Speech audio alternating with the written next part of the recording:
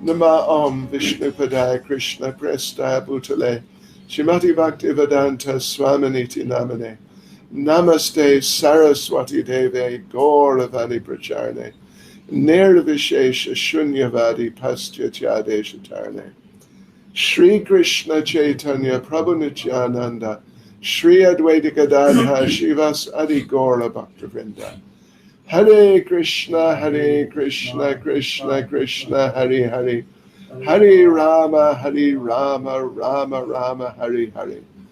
Vanchakalpatarubhyascha kripa sindhu bhyevacha patitanam pavanebhyo vaishnavebhyo namo namaha. Srila Prabhupada ki jai. All right, devotees, so welcome. Thank you very much. We're very happy to have your company, even though it's only virtual. Last night we finished Mantra 2 about how if you live according to the Ishavasya system, how nice life is, even in the material world. And therefore, as the verse said, if you live according to the Ishavasya system, recognizing that everything's owned and controlled by the Lord and not by you or anyone else other than the Lord, and that everybody has their quota. So therefore, in terms of your personal situation, that you must be careful not to take things which belong to others, things which are not your quota. It really is very important. So now we're moving on to Mantra 3. We read Mantra 3 at the end last night, and it's about a completely different type of person in a completely different type of situation. The staunch non-devotee, yes, like that, and the unfortunate situations they get into. And of course, contrasted with the fortunate situations of the devotees and those who follow the Ishavasya system. So, all right, let us now read Mantra 3. Asurya namate loka, andena tamasavrita, tams te pretya bigachanti, yeke chatma hano jana. Translation: the killer of the soul, whoever he may be, must enter into the planets known as the worlds of the faithless, full of darkness and ignorance. That's heavy, isn't it? The killer of the soul, whoever the person may be. They get put in just horrible, terrible situations. All right, so this is what we're focusing on this evening, this Mantra 3 and the purport. There are 6 paragraphs to this purport. So let's start going through. So in the first paragraph, Srila Prabhupada distinguishes between the human form of life, or not just human form, but the human way of life, the real human way of life, and the way of life, the ways of life of the animals. They're very different. They're very different. And so Prabhupada goes on to point out that those, basically, those who are following the Ishavasya system, really, or as Prabhupada puts it, those people who are cognizant of the responsibilities of the human form of life, because that's the difference between human and animal. The human form of life, there are responsibilities. Prabhupada says, heavy responsibilities. So those who know what those responsibilities are and who work in that spirit, in other words, we can take it, they're following the Ishavasya system. So they are called suras, or godly people. And those who are neglectful of those responsibilities, neglectful, either because they just don't care, like Ravana. We're told that Ravana, he was highly educated in Shastra. His father was the Brahmin Vishrava, some big Brahmin. So Ravana was well educated in scripture and all these things, and including how people can be elevated to higher planets through performing sacrifice and pious activities and so on. But Ravana felt that he couldn't be bothered. Therefore, he decided that seeing the moon is said to be a heavenly planet, he decided he would just build a staircase and walk there. So that's the demoniac mentality, that a person is aware, but they don't care. But then, as Prabhupada points out, there's a second category who are not suras. They're not godly people. There's a second category. This first category, they know, but they don't care.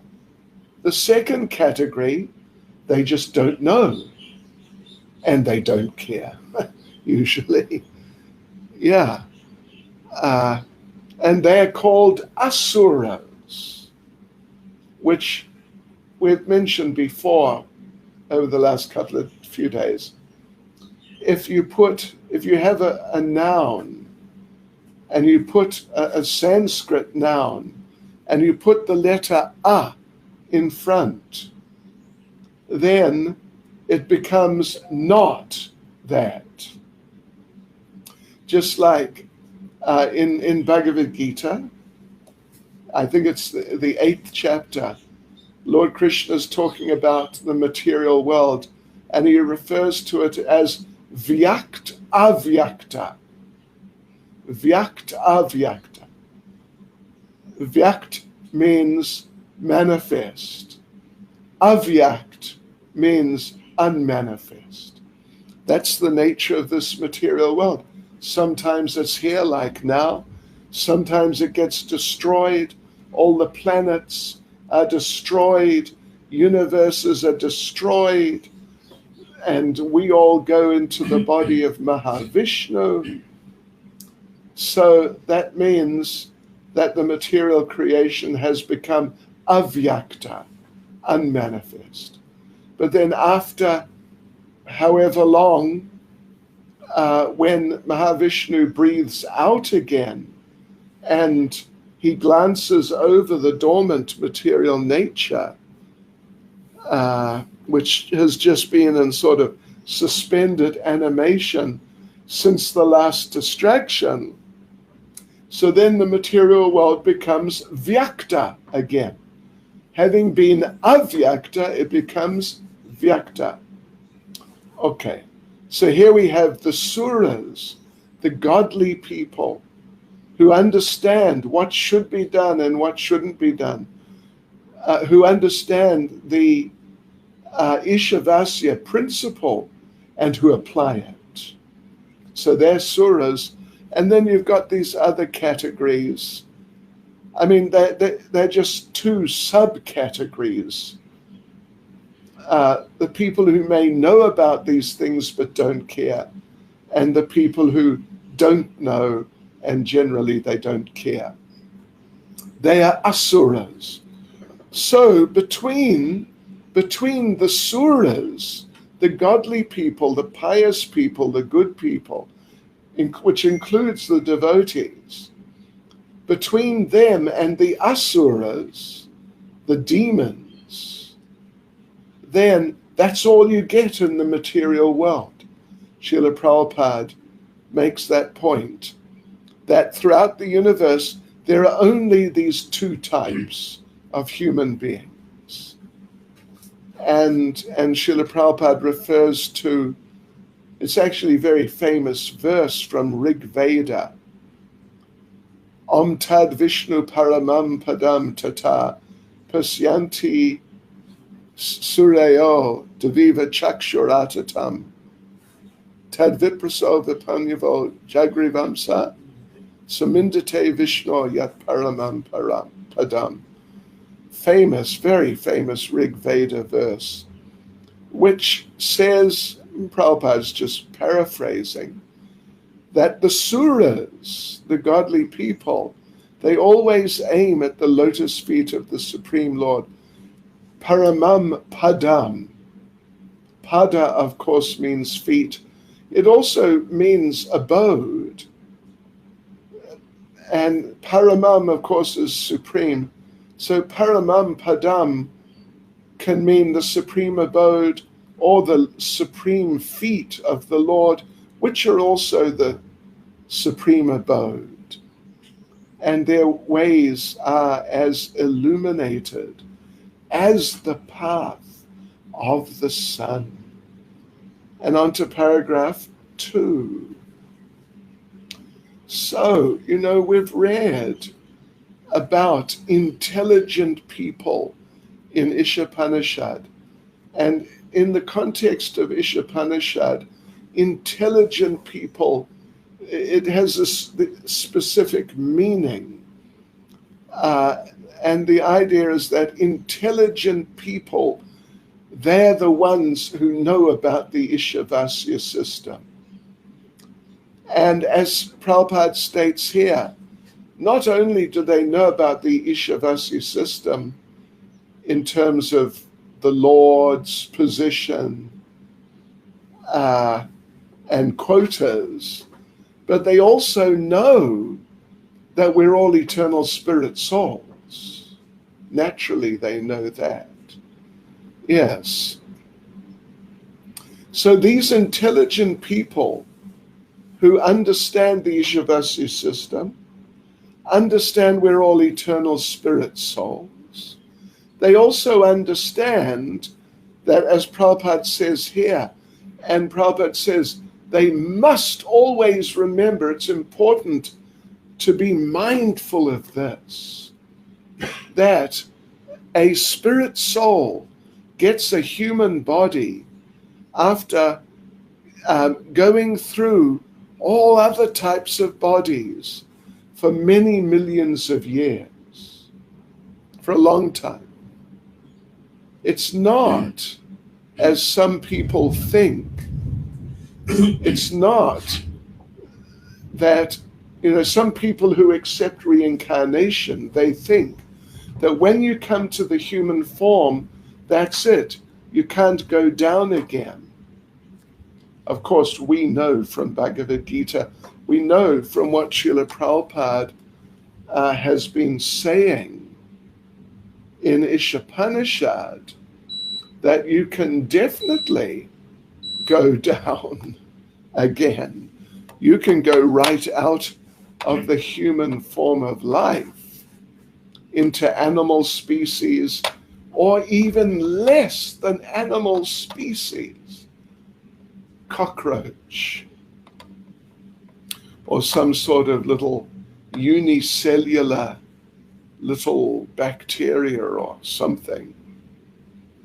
So the intelligent person in the context of Isopanisad is understanding these different things, and therefore, having achieved the human form of life, is extremely careful and very responsible not to get distracted into just the materialistic way of life, enjoying the senses without any serious idea of God consciousness.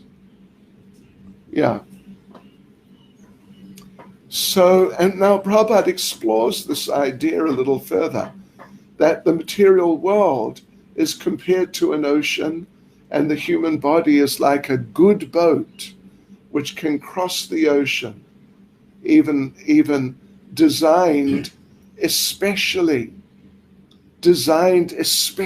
to cross the ocean.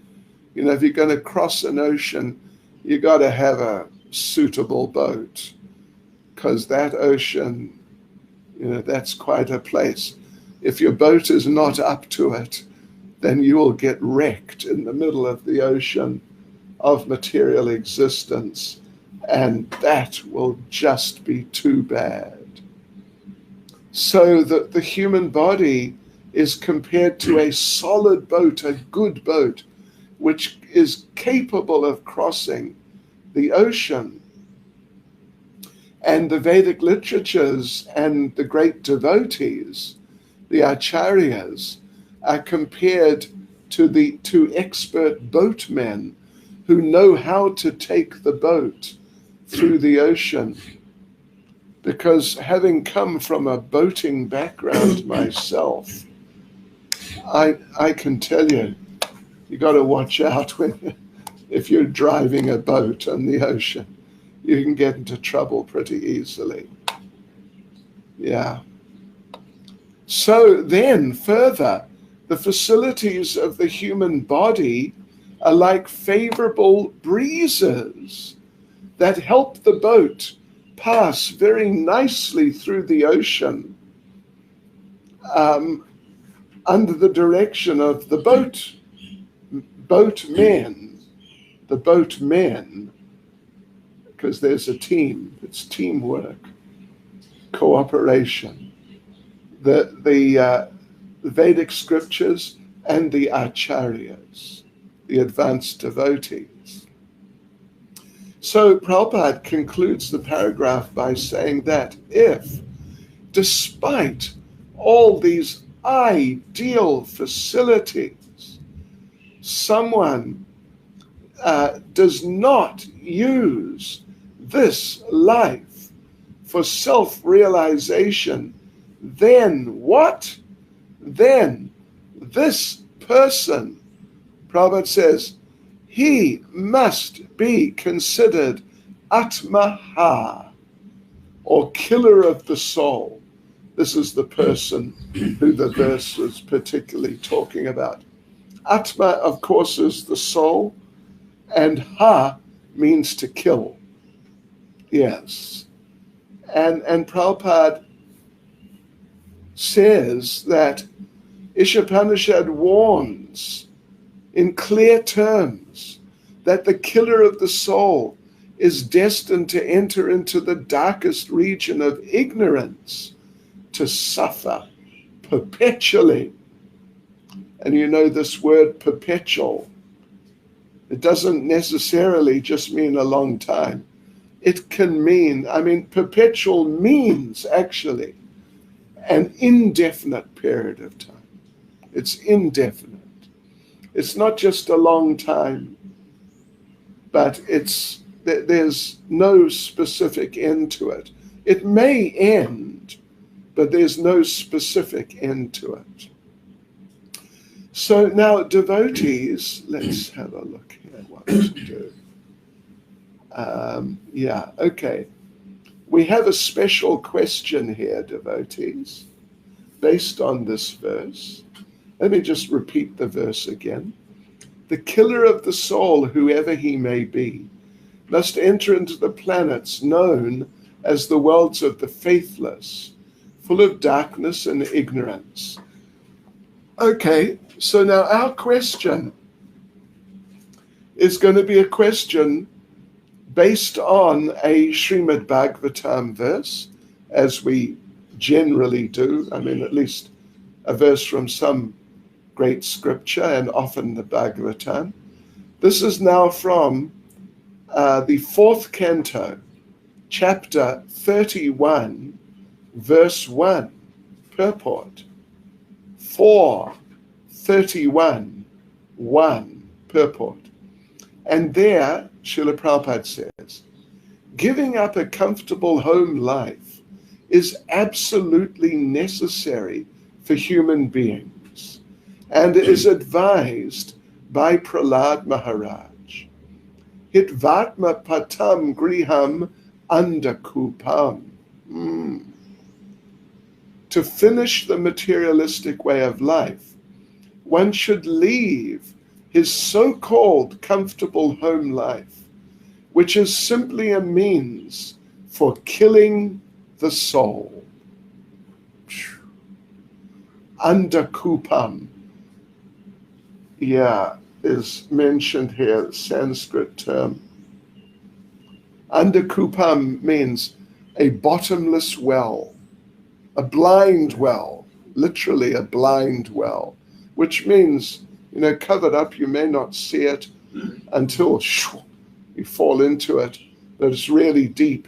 And once you've fallen in, how are you going to get out? Who knows? Okay, so the question is that in a purport, this purport here, which we just mentioned, about killing the soul, Prabhupada says, one has to finish one's materialistic way of life and what? As this is simply a means for killing the soul. So one has to finish their materialistic way of life and do what? As not doing that is simply a means for killing the soul. What do you think? What should one should finish one's materialistic way of life and do what? Prabhupada says, one should leave his so-called comfortable home life. Hare Krishna. Yes, that's the answer. Finish your materialistic life and leave your so-called comfortable home life. Okay, very good. So now on to paragraph 3. We're going through this whole verse tonight. So Srila Prabhupada now begins by talking about the animals, comparing the animals to humans. There are pigs, dogs, camels, asses, etc. And they are just as concerned about their economic necessities, Prabhupada says.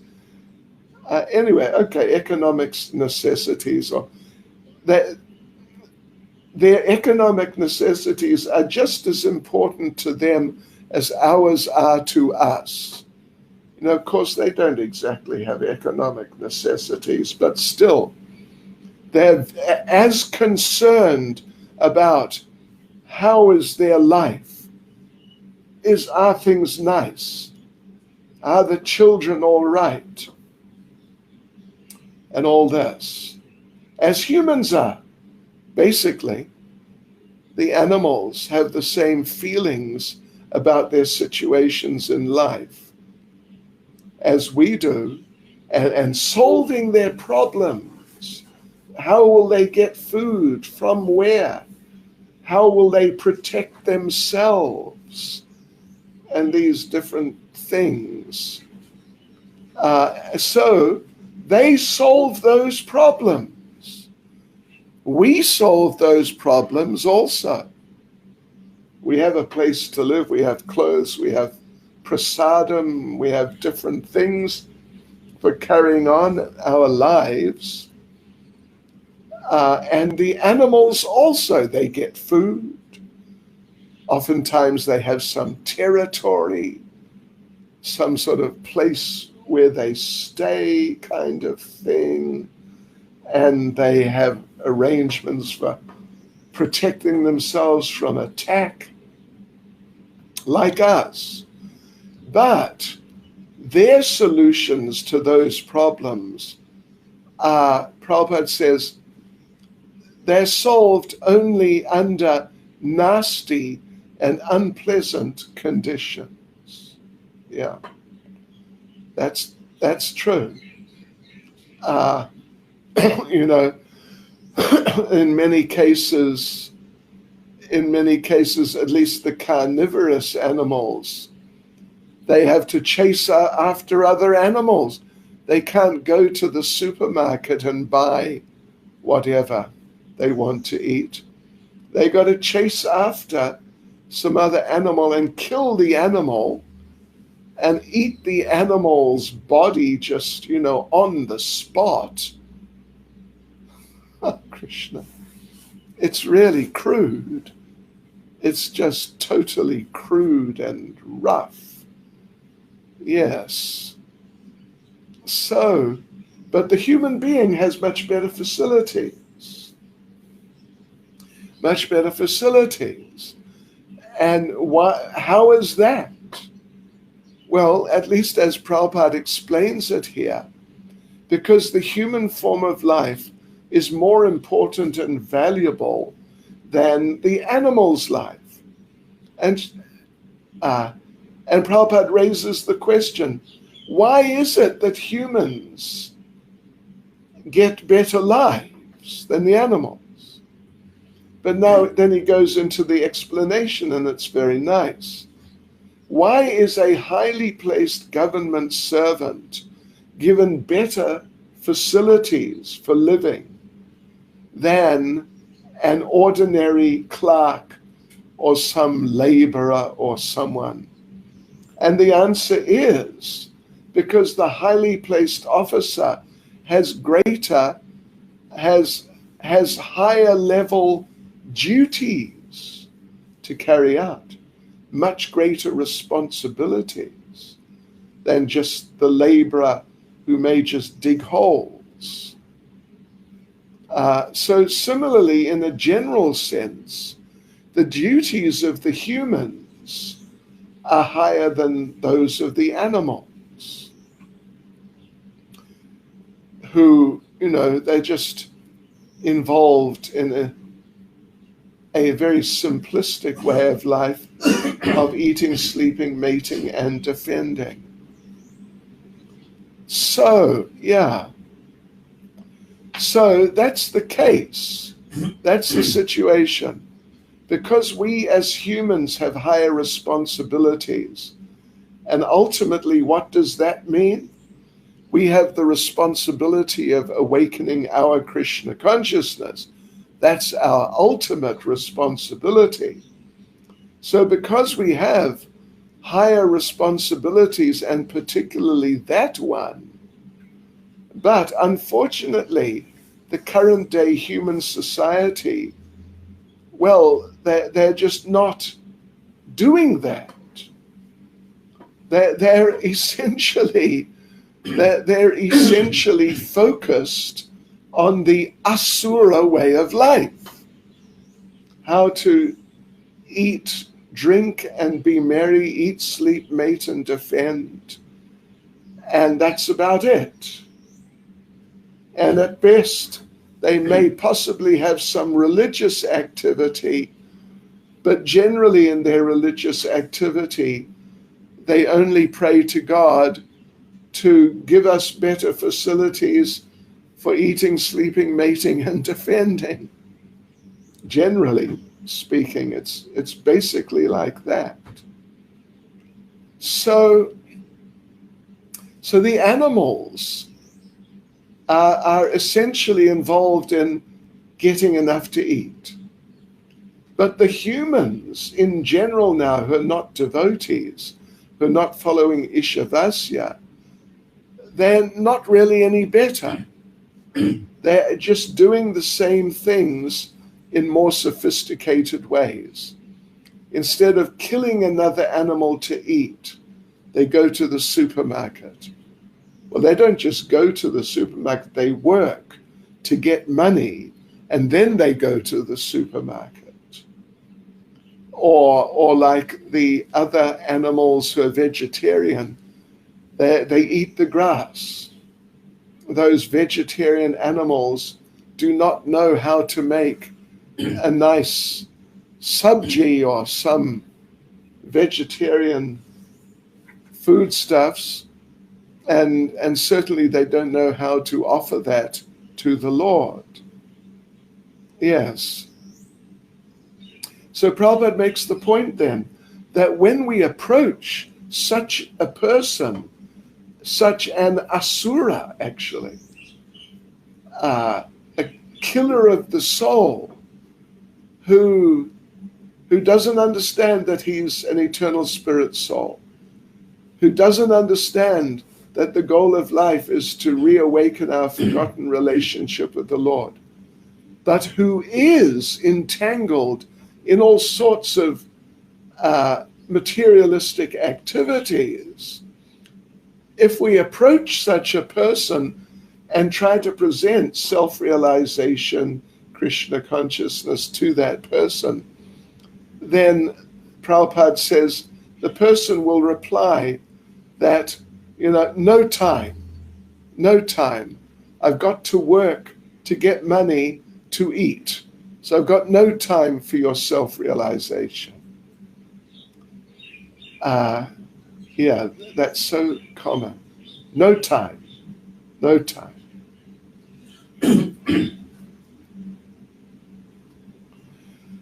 Yeah. But as Prabhupada concludes the paragraph, the laws of nature are so cruel, however, that despite his denunciation of the need for self-realization, and despite his eagerness to work hard to fill his stomach, he's always threatened by unemployment. Just look at this whole COVID situation. So many people didn't work for months and months. So the rich people were fine. That's not a problem for them. The rich people became richer. But the ordinary people who are just working to get money just to maintain immediately at that time,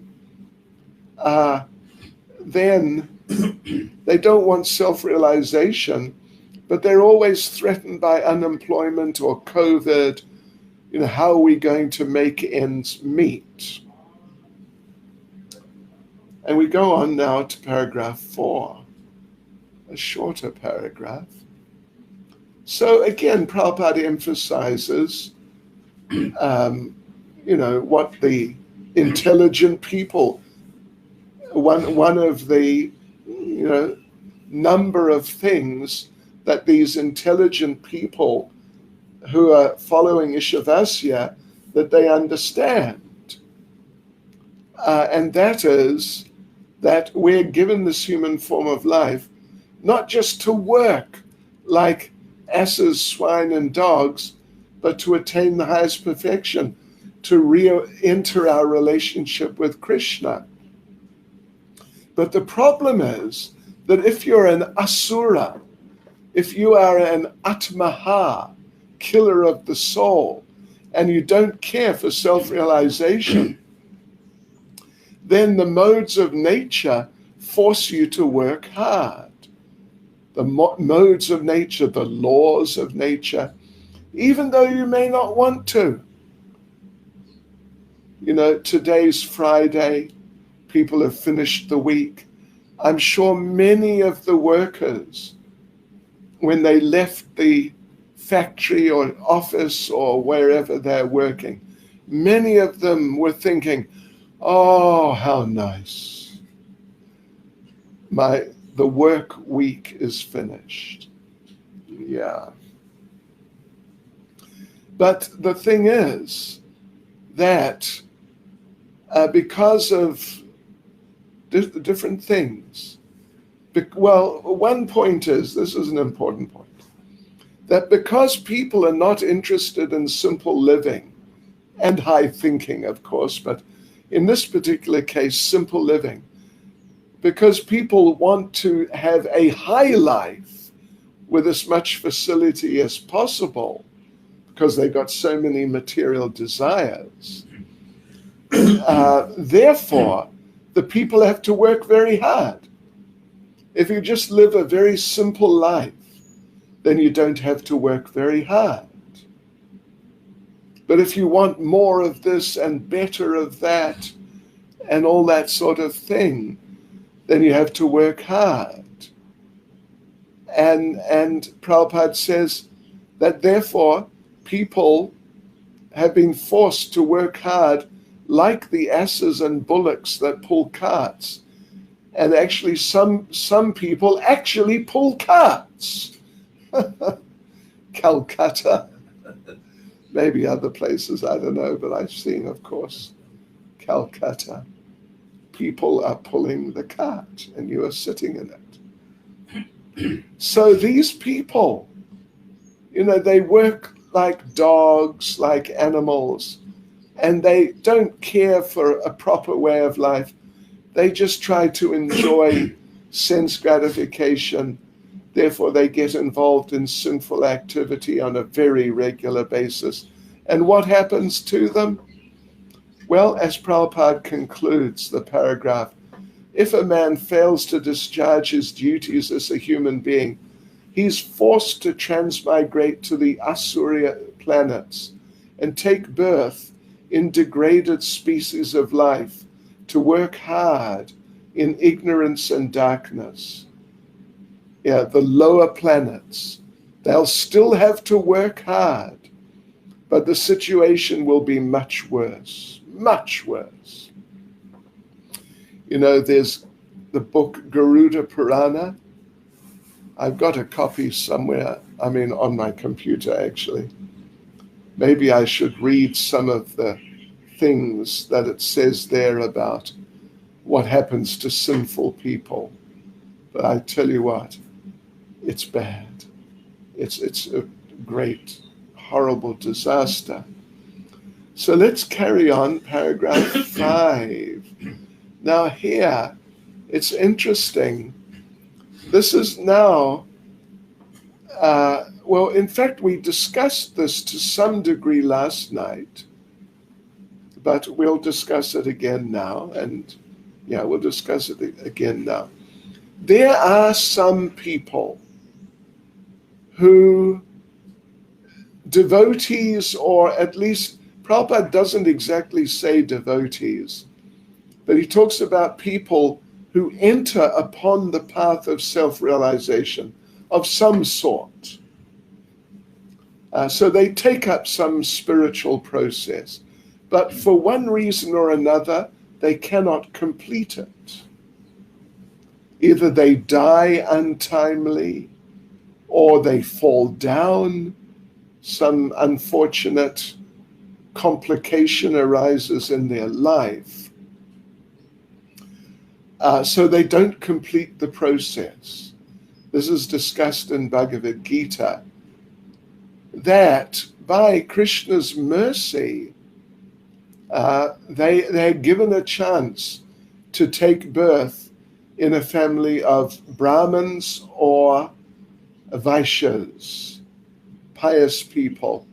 Let me just read the verses Prabhupada refers to. Bhagavad Gita chapter 6, verses 41 to 43. Okay, 41. The unsuccessful yogi, after many, many years of enjoyment on the planets of the pious living entities, is born into a family of righteous people or into a family of rich aristocracy. 42. Or, if unsuccessful, after a long practice of yoga. So that what we just read in 41 is talking about a yogi who did not practice for so long.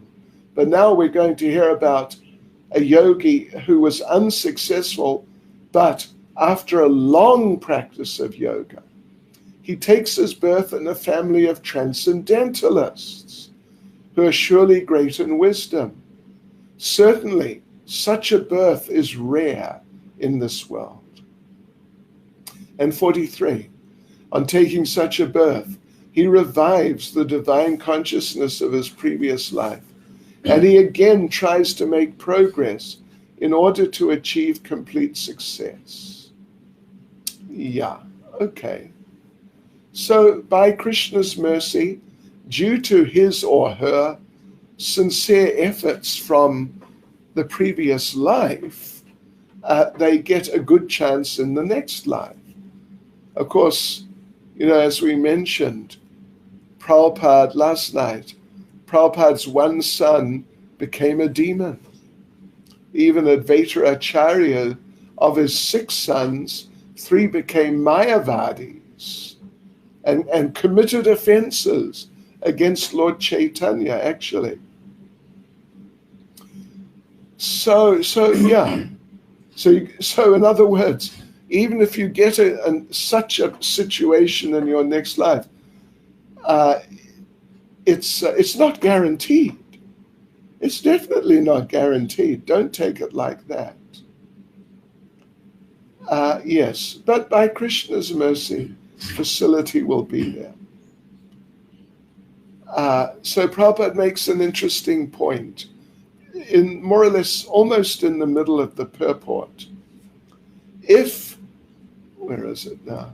If even a fallen candidate is given a chance to take birth in a respectable and noble family, one can hardly imagine the status of one who has achieved success.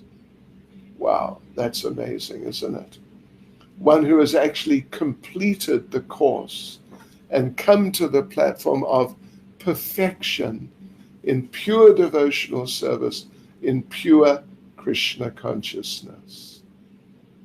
So, but anyway, as usual, Prabhupada, as the purport goes on, Prabhupada also talks about those who are too materialistic, too attached, and they don't understand what to do, how to progress spiritually, or maybe, as we mentioned, maybe they do understand, but they just don't care to make the effort to develop spiritually. So those, yes, they don't even make an attempt. They want to be covered by illusion. And what happens to them? They are atmaha. They must enter into the darkest regions of hell, as confirmed throughout the Vedic literature. Even sometimes, Prabhupada makes the point, these people try to make a show of being very religious, but actually their real aim is material progress. Yeah, we've seen enough of that sort of person. So, Bhagavad Gita, chapter 16, verses 17 and 18, Prabhupada says, these verses rebuke such men by calling them Atma Sambhavata. Okay. Yeah. Well, let's just, before we go further, let us just read chapter 16, verses 17 and 18, where these people, these Atmaha people, killers of the soul, these asuras, where they get rebuked by Lord Krishna. So verse 17, self-complacent and always impudent, deluded by wealth and false prestige, they sometimes proudly perform sacrifices in name only, without following any rules or regulations. 18. Bewildered by false ego, strength, pride, lust, and anger, the demons become envious of the Supreme Personality of Godhead, who is situated in their own bodies and in the bodies of others, and they blaspheme against the real religion. That's just so heavy. Yeah. But, you get these people. Like, I don't want to mention the name of the organization, but they're, fairly prominent. In India, they're a very prominent Hindu organization. And their program is that everyone, every family, even every day if possible, should perform a fire sacrifice. Right? Huh? Well, no, just any family. They should just perform a fire yajna. But without the proper standards. Without the proper standards. And I wasn't going to say. Yes, that's right. It's the Arya Samaj. I'm sorry. Yeah, everyone must do fire sacrifice. But it's just pretentious. They don't perform the sacrifice properly. It's pretentious, show-off type of religion. And then, so then we were reading just the last part of paragraph number 5, that this this verse, it's actually verse number 17 of these two from chapter 16 that we just read, verses 17 and 18.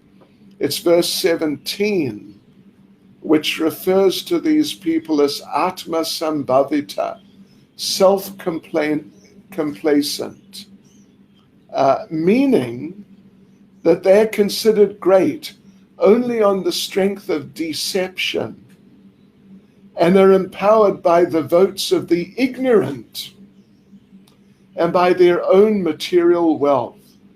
Srila Prabhupada, sometimes he gets so heavy.